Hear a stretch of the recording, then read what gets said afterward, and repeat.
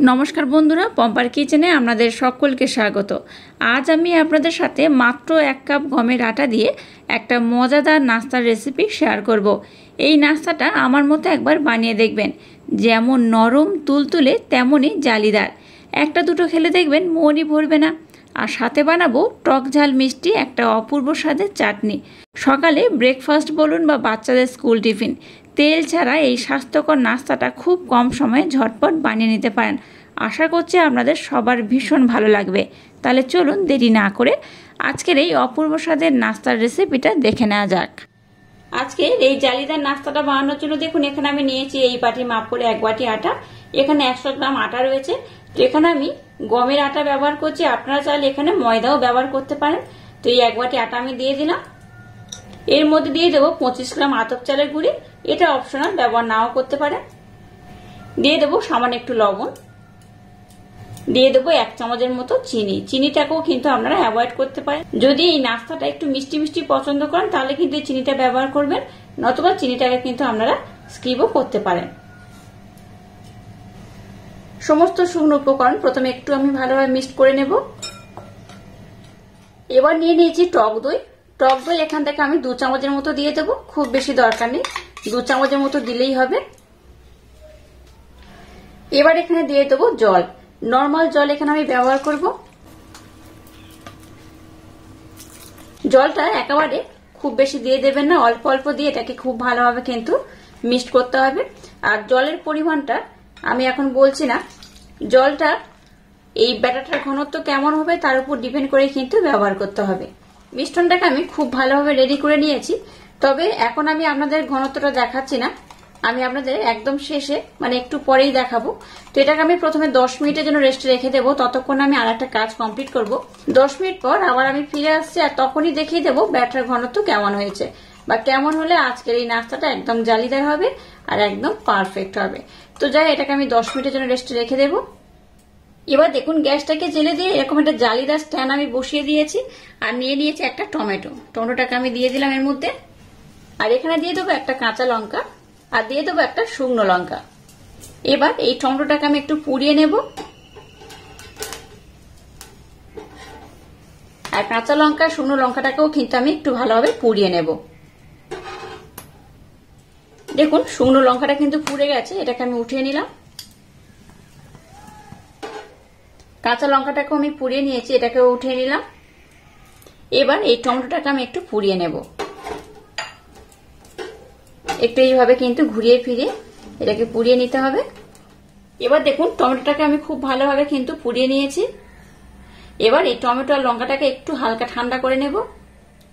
এবার এই ছুরির মাধ্যমে একটু টমেটোটাকে আমি কেটে দেব, যাতে একটু তাড়াতাড়ি ঠান্ডা হয়ে যায়। এই যে পুড়ে যাওয়া খোসাটা দেখতে পাচ্ছেন, এটাকে কিন্তু ফেলে দেবেন এইভাবে। এবার দেখুন একটা মিক্সির জার আমি নিয়ে নিলাম। এবার এই লঙ্কা টমেটোটাকে কিন্তু এই মিক্সির জারের মধ্যে আমি দিয়ে দেব, আর এই খোসাগুলোকে আমি ফেলে দেব। এবার এটাকে একটু আলতোভাবে ব্লেন্ড করে নেব, একদম মিহি করে ব্লেন্ড করার দরকার নেই, একটু আলতোভাবে ব্লেন্ড করলেই হবে। এবার দেখুন গ্যাসটাকে জেলে দিয়ে একটা ছোট্ট ফ্রাই প্যান বসিয়ে দিয়েছি। ফ্রাই প্যানটাকে গরম করে এর মধ্যে দিয়ে দেবো সামান্য একটু সাদা তেল, একদম অল্প করে দিয়ে দিলাম। তেলটাকে এবার প্রথমে একটু ভালোভাবে গরম করে নেব। এর মধ্যে দিয়ে দেবো সামান্য একটু 5 ফোড়ন, দিয়ে দেবো স্বাদ মতো লবণ, আর ব্লেন্ড করে রাখা টমেটো আর লঙ্কার যে পেস্ট বানালাম সেটার মধ্যে দিয়ে দেবো।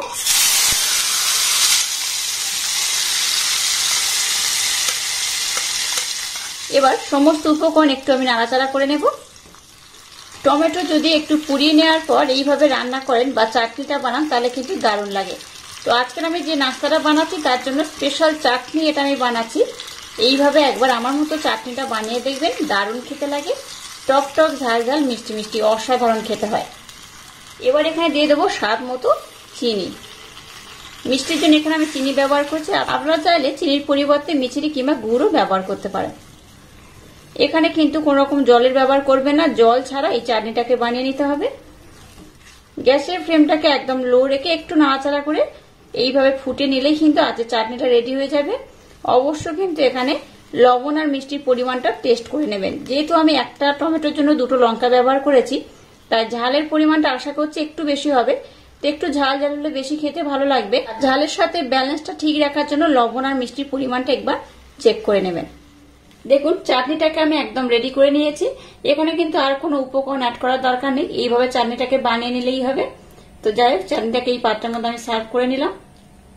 দেখুন 10 মিনিট এটাকে রেস্টে দিয়ে চাটনিটাকে আমি বানিয়ে নিয়েছি, আর 10 মিনিট তো এটাকে আমি রেস্টে রেখে দিয়েছিলাম। এবার আমি ঘনত্বটা দেখাবো, তার আগে আমি এখানে আর একটা উপকরণ অ্যাড করে নেব।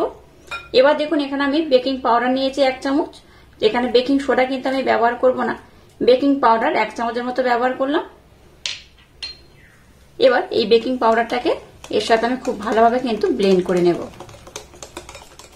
আজকে এই জালিদার নাস্তা বানানোর জন্য ব্যাটারটা একদম রেডি হয়ে গেছে। এবার আমি ঘনত্বটা আপনাদের দেখিয়ে দেব। এবার দেখুন একটা হাতা আমি নিয়ে নিয়েছি, এই দেখুন ঘনত্বটা কেমন হয়েছে। এই দেখুন খুব যেমন পাতলা নয় আবার খুব ঘন নয়, এই রকমই হবে।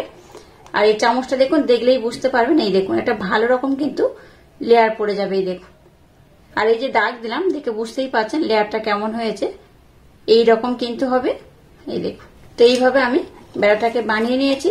আর আজকের এই নাস্তাটা বানানোর জন্য ব্যাটারটা একদম রেডি হয়ে গেছে। চলুন এবার নেক্সট স্টেপ আপনাদের সাথে শেয়ার করা যাক। এবার দেখুন গ্যাসটাকে জেলে দিয়ে একটা তাওয়া বসিয়ে দিয়েছি।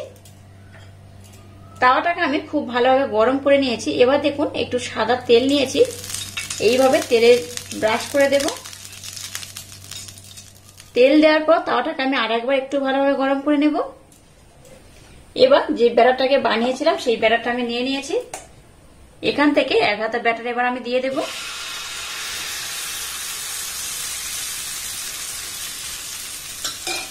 ব্যাটারটাকে খেলিয়ে দেওয়ার দরকার নেই, এইভাবে একটু দিয়ে দিলেই হবে।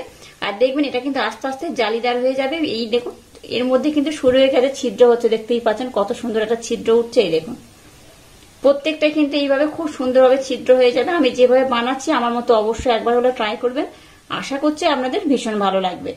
গ্যাসের ফ্লেমটাকে একদম লো রেখে এটাকে বানাবেন। আর এটা কত সুন্দর হচ্ছে দেখুন, দেখুন এটা কত সুন্দর হয়েছে। এবার আস্তে আস্তে এটাকে আমি উঠিয়ে নেব। এই দেখুন খুব সুন্দরভাবে এটা হয়ে গেছে। আবার একটু আমি তেলের প্রলেপ লাগিয়ে দেব। আবারও 1 হাতা ব্যাটার আমি দিয়ে দেব। আচ্ছা, এবার এটাকে কিন্তু আমরা ঢাকা দিতে পারেন, ঢাকা দিলে খুব তাড়াতাড়ি হয়ে যাবে। এটাকে যদি এইভাবে ঢাকা দেন তাহলে কিন্তু এটা খুব তাড়াতাড়ি হয়ে যাবে, দেখতেই পাচ্ছেন ঢাকা দিলেও কিন্তু খুব তাড়াতাড়ি এটা হয়ে যায়। দেখুন ঢাকা দিয়ে এটাকে আমি কত সুন্দর করে বানিয়ে নিয়েছি আর কত সুন্দর হয়েছে। এই দেখুন কতটা জালিদার হয়েছে, দেখতেই পাচ্ছেন। এটা কিন্তু দারুণ খেতে হয়। তো যাই হোক, এইভাবে কিন্তু খুব সুন্দর করে সবগুলোকে আমি বানিয়ে নেব।